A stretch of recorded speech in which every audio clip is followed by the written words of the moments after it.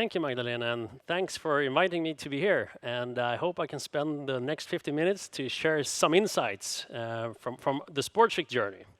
So, how to develop a business idea is the topic. And the first thing, which is a really good thing to have when you're going to develop an idea, is to actually have an idea. So, how do you find your idea?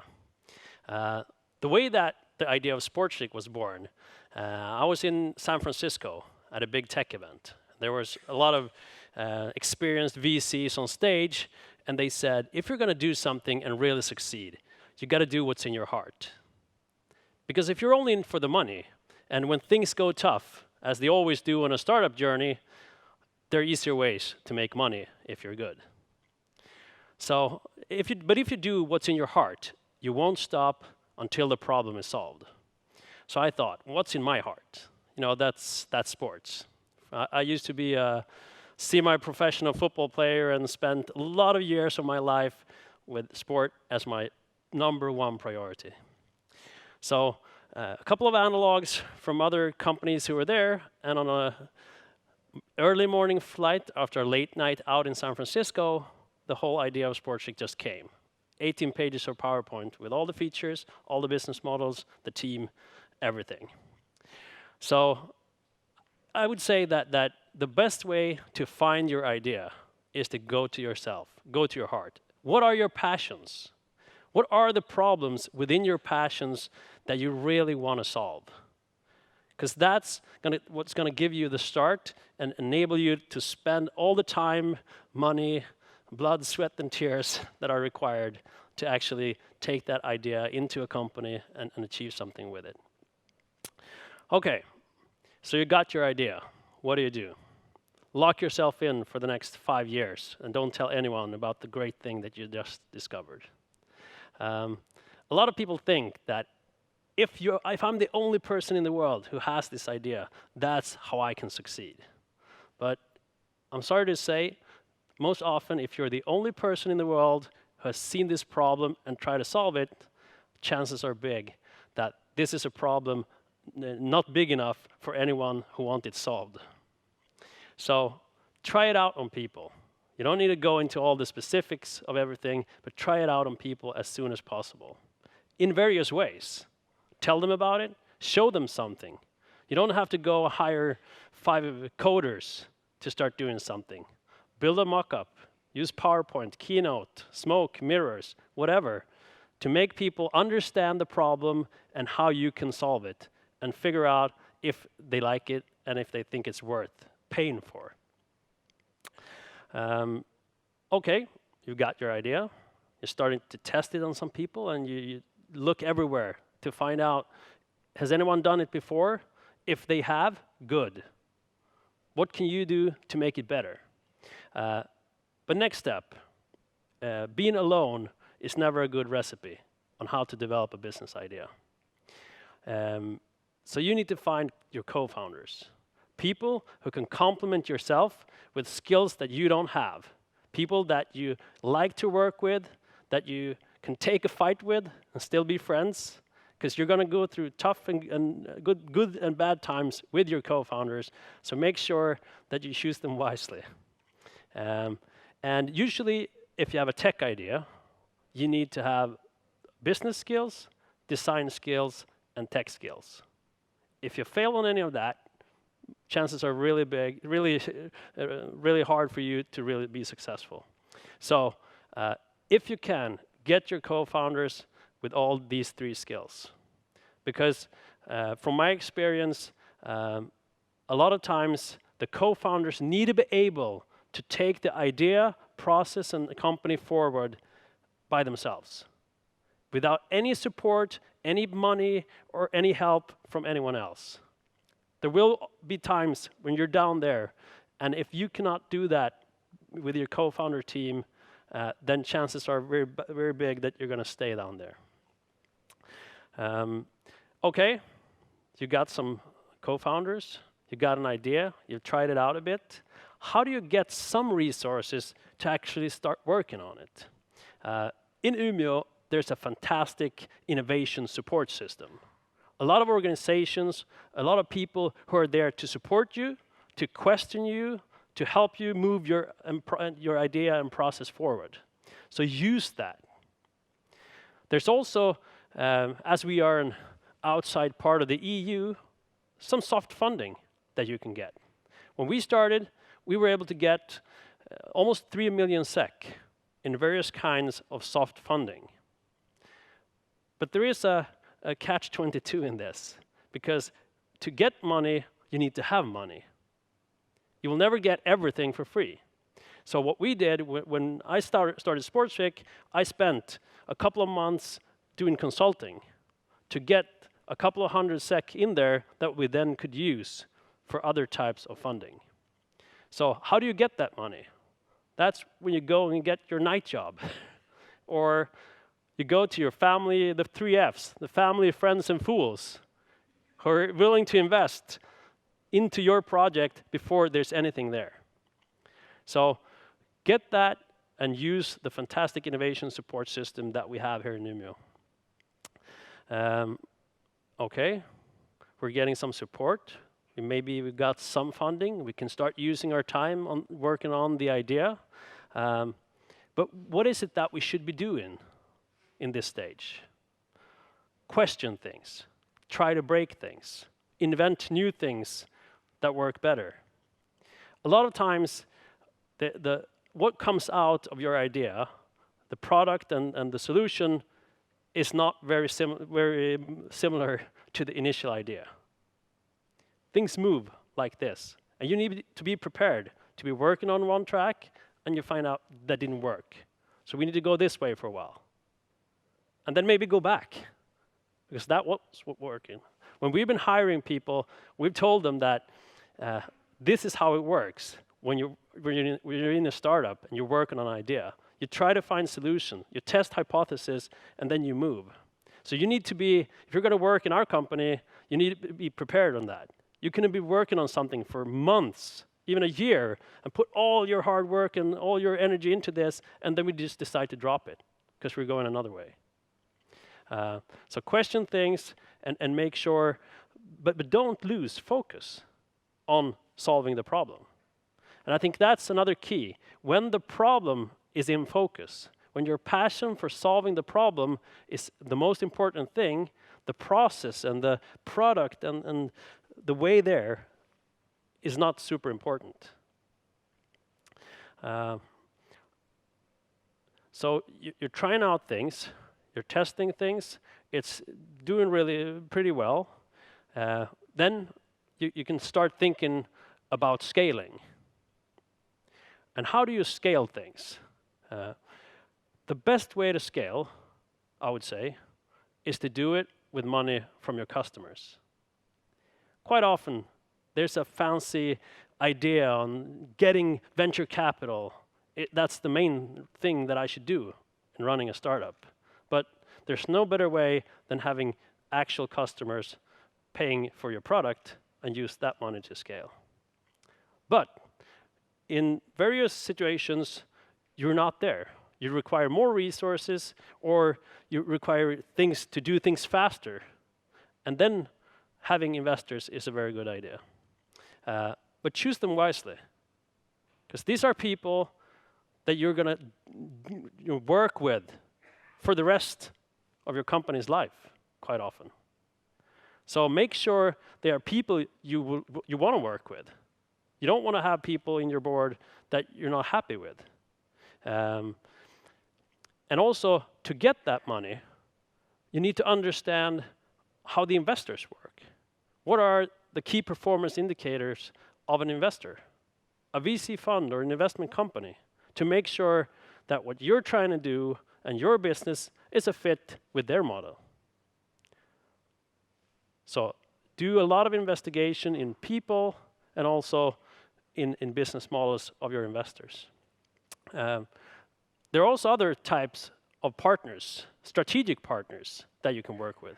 In Sportswik, we had the benefit of having one of Sweden's biggest broadcasting companies, TV4, as our co-owners during a period. And the things that we got from them was money, it was super good, but we also got kind of like a quality stamp that this is actually something worth looking at from potential customers. But most of all, we got a fantastic network. It opened doors that we would never have been able to open ourselves. So working with strategic partners can be a really good way of taking your idea forward when you're in that process. And the idea is nothing. Execution is everything. So what matters most is people. Your co-founders, your employees, your investors. So when hiring people into your company, make sure that you have the same high standards as you wanted when you got your co-founders. And it's not super easy. Depending on where you are in the world, in Umeå, there's not a lot of people who have made 3 exits from startups and learn how to take on investors and go international. But make sure that you pick your people really carefully. We made some mistakes early on to bring on people that was not a right fit for the job. It wasn't their fault, it was our fault. We hadn't been careful enough before hiring them. So after a couple of mistakes, we made sure that our hiring processes were a lot more extensive and careful to make sure that we got the right people on board. And also, if the people don't fit the job, if they don't perform, don't be afraid to let them go. There's nothing as demoralizing within a team than having some people who don't do their best or who don't perform. It will affect you as a founder, it will affect the other team members. So if there's been a mistake, let them go. Okay, to try around sum things up, find your idea, not any idea, not just something that you think that you can make money in. Find something that's in your heart, a problem that you're worth and willing to risk a lot of time and money for to get solved. And make sure that other people think it's important to solve as well, especially if you want to find a way to make a business around it. People are everything. People are what makes a difference if something is going to go good or something is going to go bad. So choose your people with big carefulness. Get your right co-founders, get the right employees, get the right partners, investors, and team. That's the single most important thing if you're going to develop your business idea. And when you're in the next step and you're going to scale, don't measure things in things like headcount. A lot of people who raise money, they tell investors, we're going to have this money, we're going to grow from 10 to 20 to 50 to 100, but the headcount is really not important. The important thing is with a great team, with as low cost as possible, create as a good product as possible that people like and love and are ready to pay for. I think Instagram were 5 people when Facebook bought them.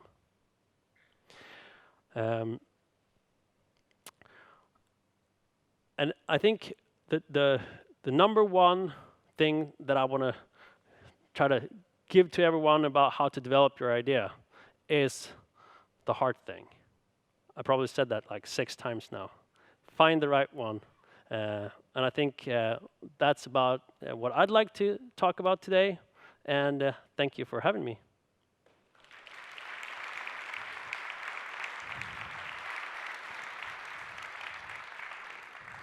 Thank you so much, Martin, Thank you. for great tips for all of you who want to develop a business idea. So you have developed a sports app, and I can imagine in this society when new technical solutions turn up daily, that the landscape of competitors change all the time. How do you keep Sportswik up to date and relevant to the market? Yeah, it's. I'd say that it's definitely changing. The sports and media spaces are in total disruption right now, Mm. and so what we try to do is to make sure that we always follow what's happening, Mhm. and I think always make sure that we're developing new things. Because when you feel that even if you feel that you're a bit ahead of the game, you need to make sure that you keep being ahead of the game. Okay, and And how do you do that? yeah, I think that's about keep on innovating, try new things, and make sure that you can do investments in developing new things and not only taking care of existing business. But do you have one person who look for trends, or No, not really.